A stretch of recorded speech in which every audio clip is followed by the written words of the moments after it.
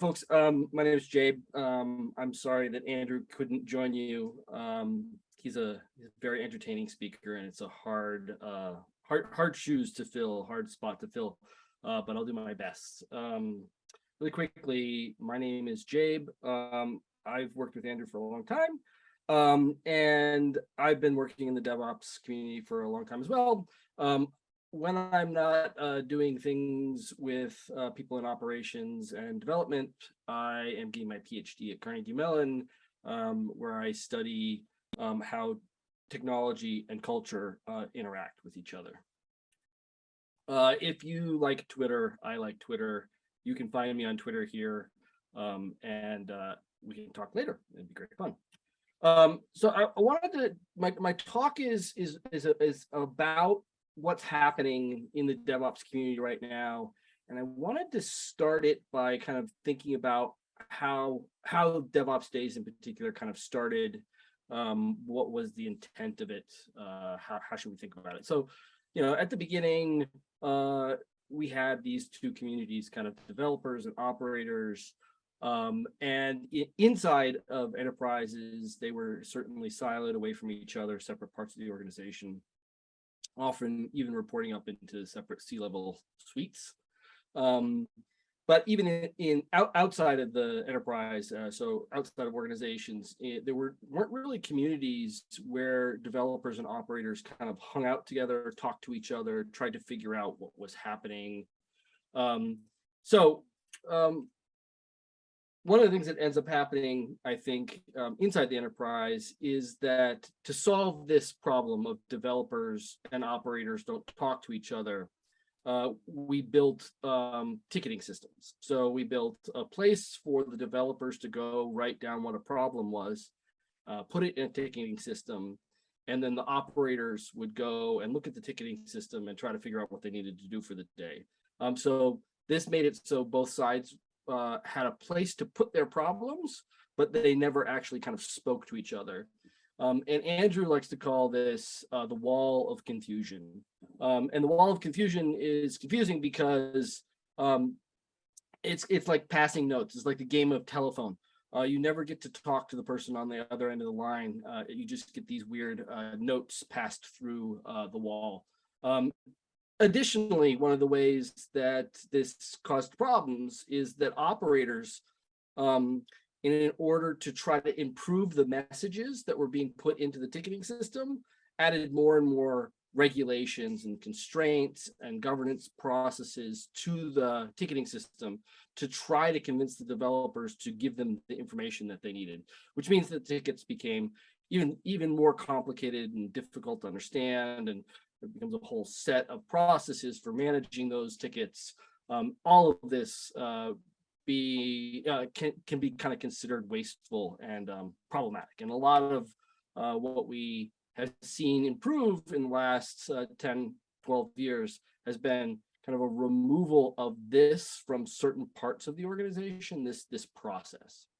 So I like to think that, the first kind of DevOps days and the first kind of DevOps conversations revolved around this idea of like thinking, what about instead of thinking about problems as something we write down and pass to some other group to solve, what if we thought about them as opportunities to have a discussion?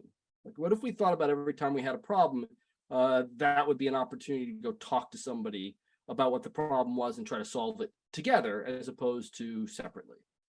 And so DevOps is largely, or the DevOps Days is largely about this idea of developers and operators talking to each other about the problems, technologies, and practices that they share. DevOps, of course, is a lot more than that, especially nowadays. But at least at the beginning, this was kind of the proposal, like we should talk to each other and try to figure out what kind of problems we share, what kind of technologies we interact with together, and how we should learn to practice those things better. So DevOps Days is intended to enable conversations between two groups, in this particular case, developers and operators, who normally wouldn't hang out and talk to each other, and it's intended to create a community of practice and learning. So I think the interesting thing about kind of DevOps Days in particular is that it's been pretty successful, continues to be pretty successful. And John Willis describes it as, and he says that over the last 10 years, since the beginning of DevOps, there's been a Cambrian explosion of ideas, technologies, and practices. So there's been this massive increase in the number of ideas, different ways of doing things together, different technologies, new tools. And of course, you know, the reference to the Cambrian explosion here also refers to the fact that not all of the species that were kind of created during the Cambrian explosion ended up surviving. So it's both an increase in a number of species and then some form of winnowing of those as well. But there's been a lot of new practices, new technologies, new ideas to look through. And that's been maybe the greatest kind of gift that the DevOps Days community has given to people, is the ability to kind of create those things and think through those things. So one of the things that I try to convince people is that this is very different than some of the conceptions that I have seen of DevOps in general. In particular, this is not a conversation where developers become operators. This isn't about teaching developers to do operations.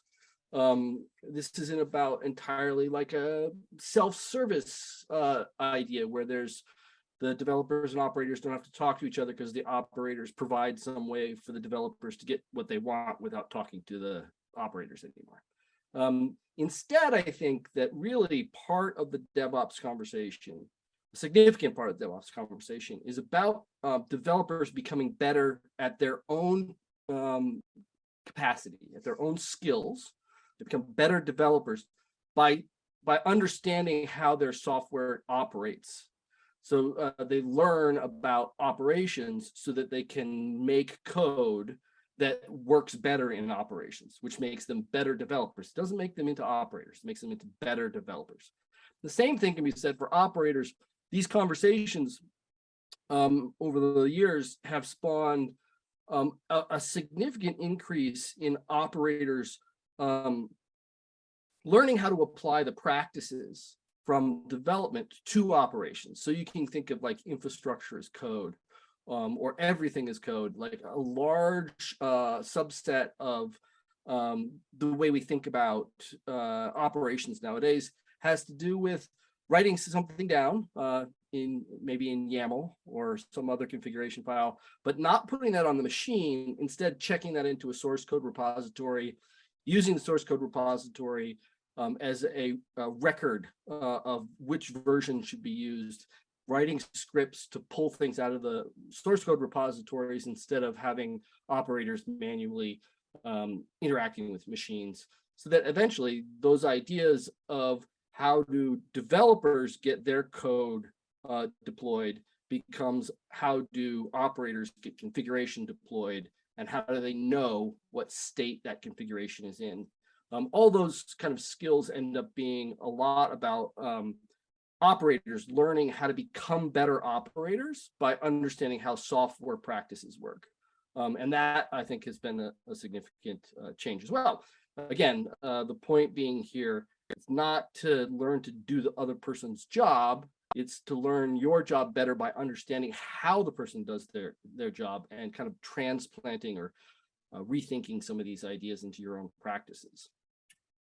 So what I think is happening right now, and what I think is kind of interesting to explore, is that this conversation, this way of thinking, this way of like two different capabilities inside the firm, development and operations, interacting with each other, that kind of conversation is a conversation we see expanding inside of enterprises, inside of organizations all over the world. And that expanding conversation, I think, is very interesting for, so DevOps is about 13 years old now. So for the next 10 years, I think these conversations will come to dominate or to be some of the more important conversations we need to be having inside of organizations around this idea of kind of DevOps, if DevOps is that interacting idea. And so one of the, I think, key things to understand, right, is that prior to DevOps, there was a problem. And the problem roughly was that you got a bunch of agile developers who went from asking the operators to deploy software once a year to asking them to deploy features every couple weeks. And this is like a pretty significant change in the way that operators have to be in the world, have to like exist, and how their work works and what they need to do at work changes significantly. And, you know, is a massively reductive. But one of the things we could say is that really at the beginning, one of the primary questions for DevOps was just, how do I deploy things faster? Like, I have a bunch of agile developers. They want me to go from cycle times of 6 to 12 months to cycle times of, you know, days to weeks. And they want to get this stuff into production. So how do we do that? And a lot of the conversation beginning focused around that. So one of the things that we see right now is that conversation has shifted in organizations that have reasonable adoption of DevOps. So by that, I mean they have something like CI/CD pipeline, some sort of ability to deploy automatically into production. The conversation shifts because the bottleneck is no longer how do we deploy quickly, because the automation has made that deployment as quick as it can be, hopefully. If the DevOps kind of processes have been kind of thought through. So the conversation then switches or shifts to the bottleneck shifts to questions about architecture, and often questions about product. So questions about architecture might be, we can deploy as fast as the automated pipeline will let us, but we have such a large monolithic architecture that even when it's automated, it still takes a week to deploy. So that is not an automation problem anymore. That is an architecture problem. The problem there is that we need to decompose the architecture into smaller pieces that can be deployed more regularly. The product questions might be things like, are we deploying the right features? How do we deploy the right features? How do we know what's working or not in production? How do we make decisions about what to prioritize next in relationship to features versus, you know, operational concerns? So the bottlenecks here start moving around. The other one that we see significantly, of course, and you know, there's an entire kind of conversation that's already started about this around DevSecOps, is the conversation or the bottleneck moves to security concerns or governance risk and compliance concerns, where your SDLCs or your governance processes become the bottleneck. So what we're seeing again is this idea that the bottleneck was in kind of how do you deploy to the question now has shifted. The bottleneck has shifted to what do you deploy? How, is your architecture right? Is it secure? Are you deploying the right things? And so what we can see is that, first of all, we get multiple environments that people are deploying to, whether that be kind of multi-cloud or also people who run like QA environments and production environments, etc. So we've got operators deploying to multiple different places for, as quickly as possible. But we now have these architects and product owners starting to be the people who have to start answering questions like, is our architecture preventing us from deploying quickly to our environments? What's the impact of that? And how can I prioritize operational concerns and development concerns? How do I balance those two decisions? And so I think one of the things that we see, or that I am encouraged by with organizations that I work with, is that there's at least an initial discussion that's starting to form between product and architecture. So this is kind of like DevOps at the strategic level. And what I mean by that is that people who are doing product, people who own products, are starting to work with people who do architecture to do roadmaps where the roadmaps are actually strategic. The roadmaps are not simply a list of technologies that the architects have come up with. They are roadmaps that focus on enabling the product owner to capture market opportunities in a timely way. So there's a conversation that's beginning to happen up there. And I think that's a super interesting one to be involved in. But the other one that I think we see, or the other ones that we see kind of these overlaps are where I expect we will see a lot of conversations in the next few years. And I think that like even naming them kind of points out some interesting opportunities to have conversations. So you might talk about product architecture. So in a company that has multiple product lines, so they have multiple products, how does the architecture or platform support multiple products? Have people thought through the way that architecture has to kind of support that multiple product way of being? Other thing you could talk about is product operations, and you could think of things like SLOs and risk budgets around those things for making sure that people are balancing operational concerns against feature concerns. You could think about things like architecture development. Where in the firm, how in the firm is architecture specifically being addressed so that it is being developed? We can certainly find places in the firm where product development is happening, but where is architecture development happening? Where is not the creation of the drawings, not the creation of the architectural diagrams, but where is the architecture actually being developed? Where is it being put into the software? Architecture operations. How is the architecture? How are architects deploying their artifacts into the world so that people can use them more effectively, get access to them, etc. Architecture as a product. How are architects thinking about their work as being something that is consumed by an end user, for instance, a developer or an operator? And how are they improving the architecture to be more capable of allowing those people to understand and get value from the architecture? Ops architecture. How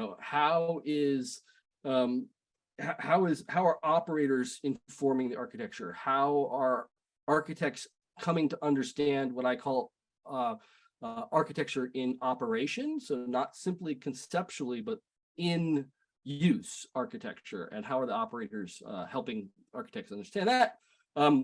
Development architecture. How is the architecture supporting developers or not? Developer products, how are different products informing, creating the opportunity for developers to be more effective? So we can walk through a couple of these as an example of the type of conversations that I see happening and I expect to see happen more frequently. Conversations between operators and product. Gone the wrong way, sorry. Conversations between operators and architecture often revolve around concepts like how microservice architectures improve operations, how microservices improve deployment times, how microservices improve code quality and reduce rework. We also see things like operators talking to architects about things like DevSecOps and other examples of cross-cutting operational concerns. So architecture often is involved in these ideas of cross-cutting concerns where the concern is represented in multiple teams across the organization. So security is a cross-cutting concern in that there are multiple teams that are concerned about security in the same kind of way. So how can the architecture support that? And how can that reduce toil for the operators?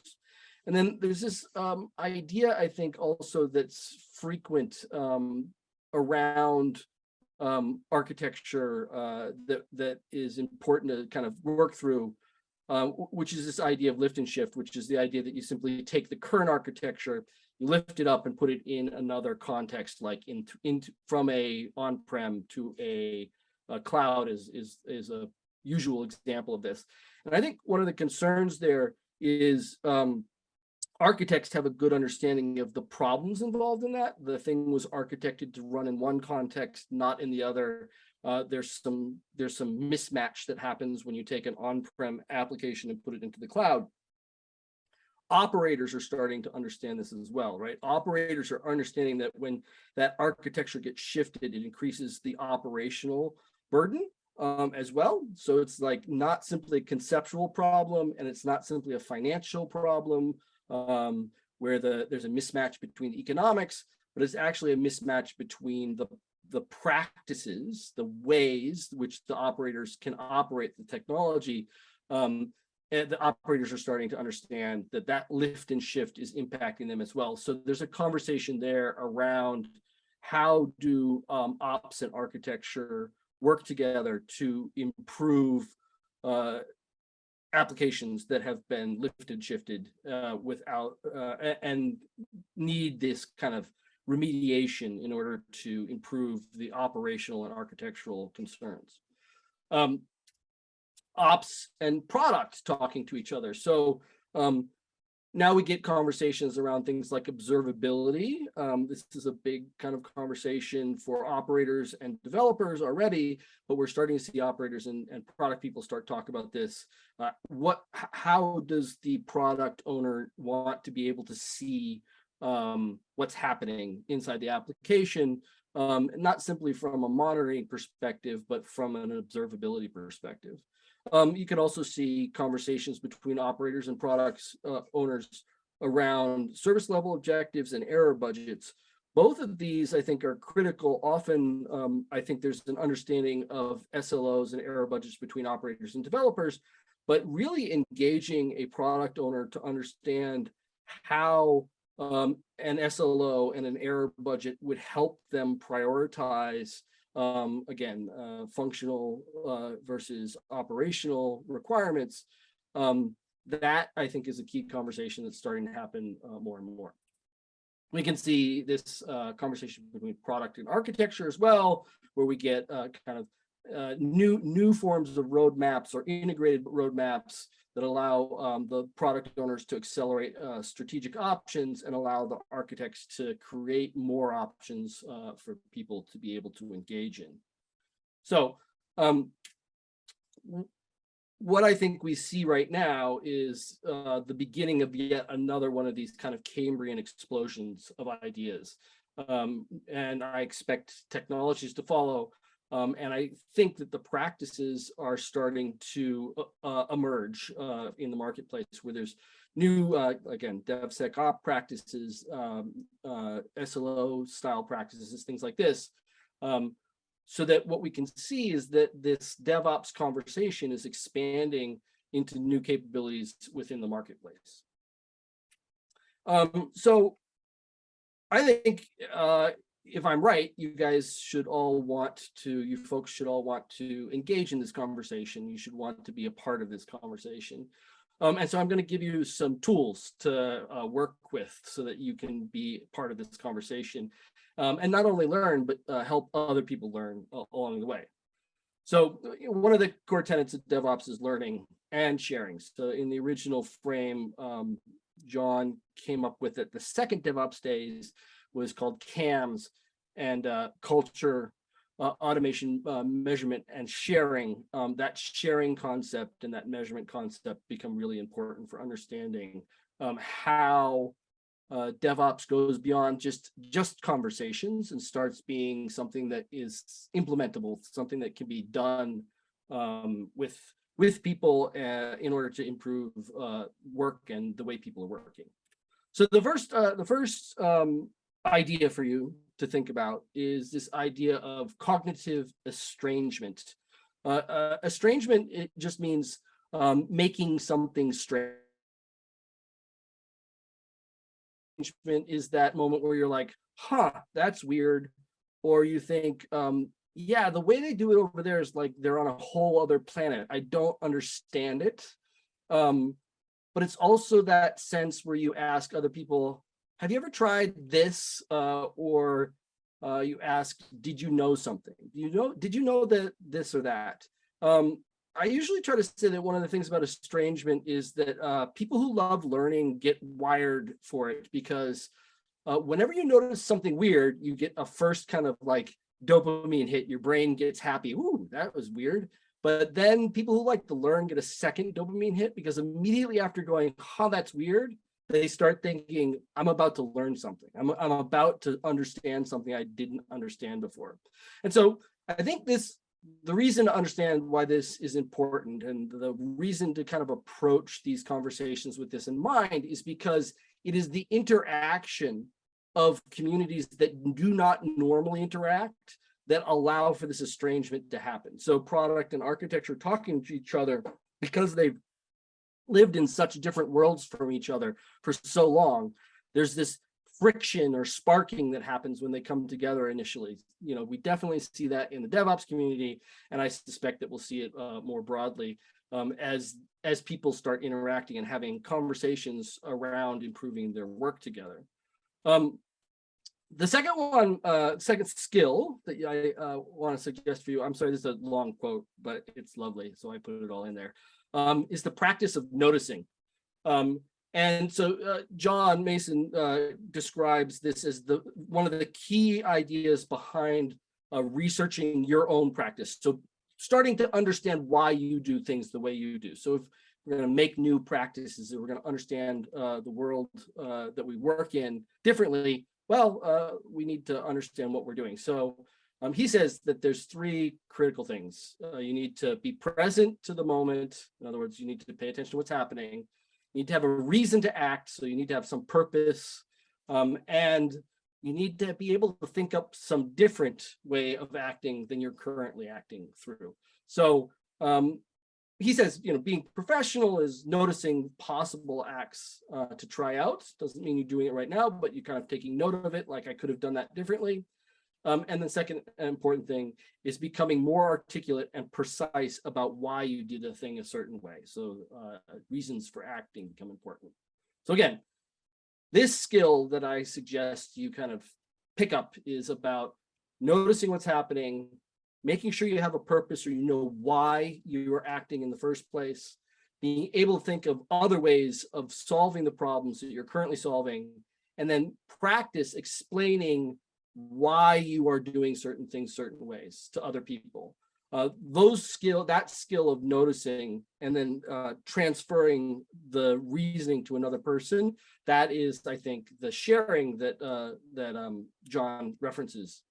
So the other thing is specifically to notice how things are framed. So framing is a concept where we all see, for instance, I don't know, the apple on the table, but when we frame it differently, some people might look at it as an apple that should be in a still life, and other people might look at it as an apple should be in an apple pie, or another person might think that the apple should be eaten.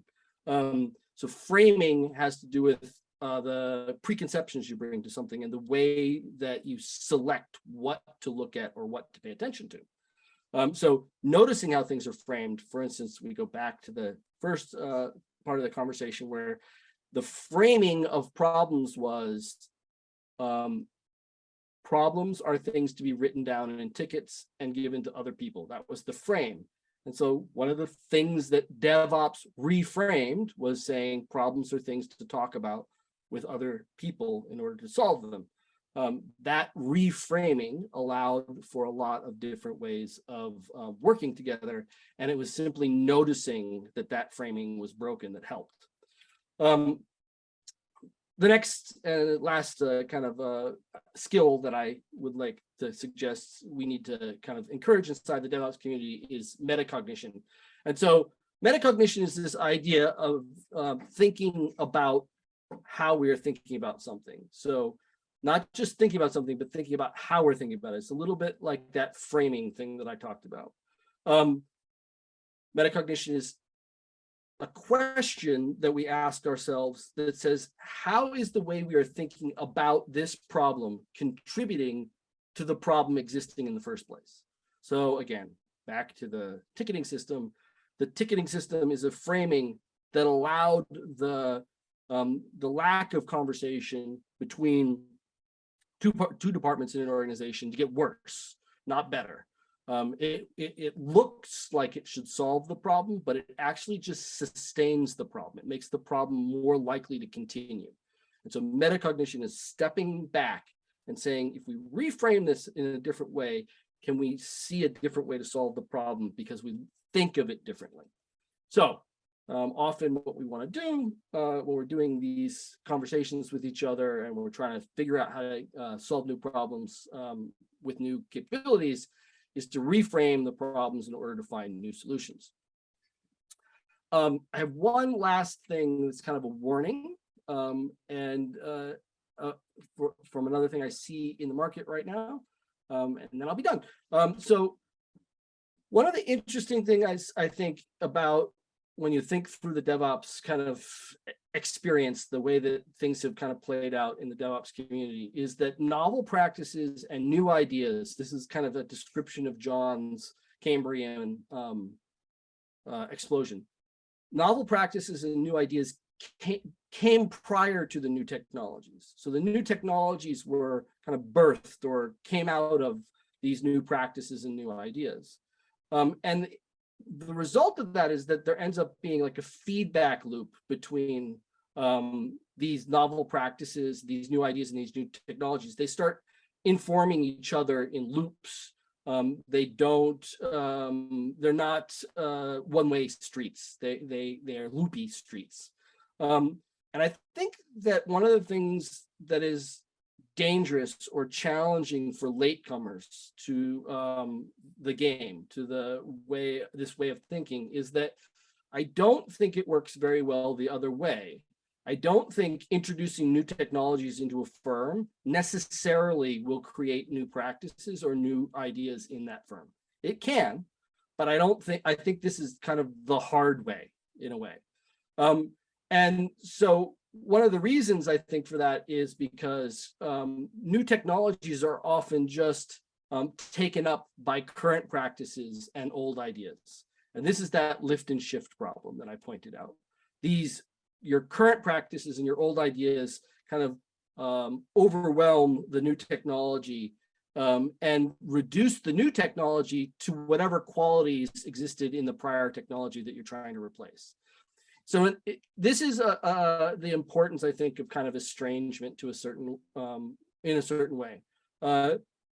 The trick, I think, when you are trying to adopt new technologies, whether that be Kubernetes or cloud or Istio or some new technology that you're trying to play with, the trick is to try your best to assume you don't understand it and really, really pay attention to asking, why is this? Why did people develop this in the first place? What are the ideas that were driving it? And what practices were they trying to work with in order to, that required this tool in the first place? Sometimes I say, containers as an example. We used to deploy things to servers, and then we deployed things to virtual servers, and then we deployed things to containers on virtual servers, on servers. And it's just very simple for most people to basically say, oh, that means that containers are like servers. And that's not entirely wrong, but it does mean that you're not curious about what's different about a container than a server and why people are moving to containers. Because if the container was just like a server, people would still be using servers. There are advantages to containers that servers don't have. Asking those questions as a team, trying to understand that and trying to understand how it impacts the organization is critical. And I think that one of the ways we see this failing in a lot of places is that people don't understand how containers change development practices. They think of containers as a way of deploying software. They don't think of containers as a way of changing development practices. So that, I think, is the trick that you all have to think through and be careful of. Don't lift and shift. Don't take your current practices and ideas and shift them onto the new technology. You need to go through the process of re-understanding those practices and coming up with or understanding the ideas behind the new technology. So DevOps is more than a set of methods or tools. It's a way of thinking about things. This way of thinking continues to expand throughout organizations, improving cultures, reducing toil, and changing the work and the way we work for the better. I hope you'll all join the DevOps community and help us discover new ideas, new practices, and new technologies for the next 10 years. Thank you so much for your time. I hope you have a great day.